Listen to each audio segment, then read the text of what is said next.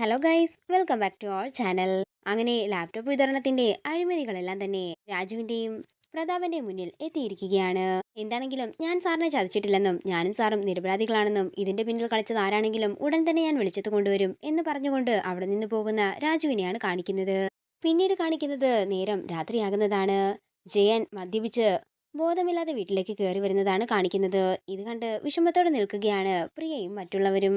തുടർന്ന് ജയൻ പ്രിയയോട് പറയുകയാണ്, ഞാൻ മനഃപൂർവ്വം കുടിച്ചതല്ലടി മോളെ, എല്ലാം മറക്കാൻ വേണ്ടി കുടിച്ചു പോകുന്നതാ.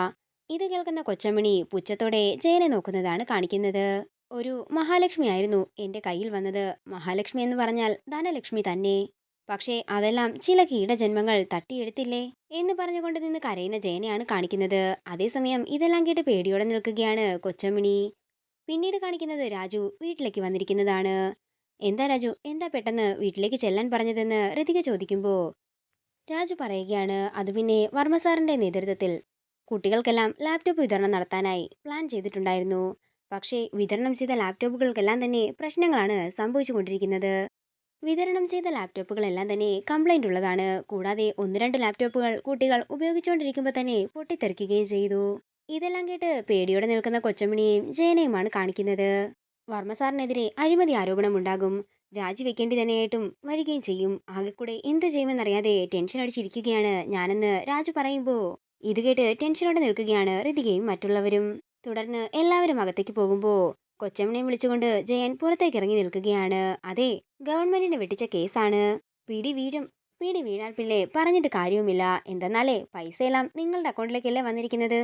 അന്വേഷണം വന്നാൽ നിങ്ങളായിരിക്കും അകത്ത് പോകാൻ പോകുന്നത് എന്നൊക്കെ പറയുമ്പോൾ ഇത് കേട്ട് പേടിയോടെ നിൽക്കുകയാണ് കൊച്ചമ്മ. അതേസമയം അവർ രണ്ടുപേരും മാത്രം മാറി നിന്ന് സംസാരിക്കുന്നത് ശ്രദ്ധിക്കുകയാണ് ഋതിക.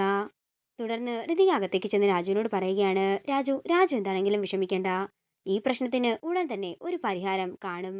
ഞാൻ രാജുവിനെ ഈ പ്രശ്നത്തിൽ നിന്നും രക്ഷിച്ചു തരികയും ചെയ്യാം എന്ന് പറഞ്ഞുകൊണ്ട് രാജുവിനെ ചേർത്ത് പിടിച്ച് നെറുകയിൽ ഉമ്മ കൊടുക്കുകയാണ് ഋതിക. പിന്നീട് കാണിക്കുന്നത് പ്രതാപന്റെ വീടാണ്. സാറും സാറിന്റെ മരുമകനും ചേർന്ന് കോടികളുടെ കുംഭകോണമാ നടത്തിയിരിക്കുന്നത്. ഇത് ഞാൻ എല്ലാവരെയും അറിയിക്കുമെന്ന് ഒരു മീഡിയക്കാരൻ വന്ന് അവരുടെ വീട്ടിൽ പറയുന്നതാണ് കാണിക്കുന്നത്. ഇത് കേൾക്കുന്ന ശേഖരൻ ദേഷ്യത്തോടെ അയാളെ അടിച്ച് പുറത്താക്കുന്നതാണ് കാണിക്കുന്നത്.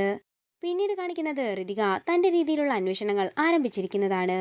അതിന്റെ ആദ്യ ഭാഗം എന്നോണം ലാപ്ടോപ്പ് കമ്പനിക്കാരുമായി ബിസിനസ് ചർച്ചകൾ നടത്തിയിരുന്ന ജയന്റെയും കൊച്ചമ്മയുടെയും ഫോട്ടോകൾ പോസ്റ്റൽ കവറിലാക്കി അവർക്ക് തന്നെ അയച്ചു കൊടുക്കുകയാണ് ഋതിക. ആ ഫോട്ടോ എല്ലാം കണ്ടുകൊണ്ട് ഞെട്ടലോടെ നിൽക്കുന്ന കൊച്ചമ്മണിയെയും ജയനെ കണ്ടുകൊണ്ട് തന്റെ പ്ലാൻ സക്സസ് ആയതിന്റെ സന്തോഷത്തിൽ നിൽക്കുകയാണ് ഋതിക. ചിരിച്ചുകൊണ്ട് അവരെ നോക്കി നിൽക്കുന്ന ഋതികയെ കാണിച്ചുകൊണ്ട് പ്രൊമോ വീഡിയോയുടെ തീരുകയാണ്. വീഡിയോ ഇഷ്ടമായെങ്കിൽ മറക്കാതെ ലൈക്ക് ചെയ്യുക, ഷെയർ ചെയ്യുക, കമന്റ് ചെയ്യുക. കൂടുതൽ സീരിയൽ അപ്ഡേറ്റ്സിനെ മറക്കാതെ സബ്സ്ക്രൈബ് ചെയ്യുക.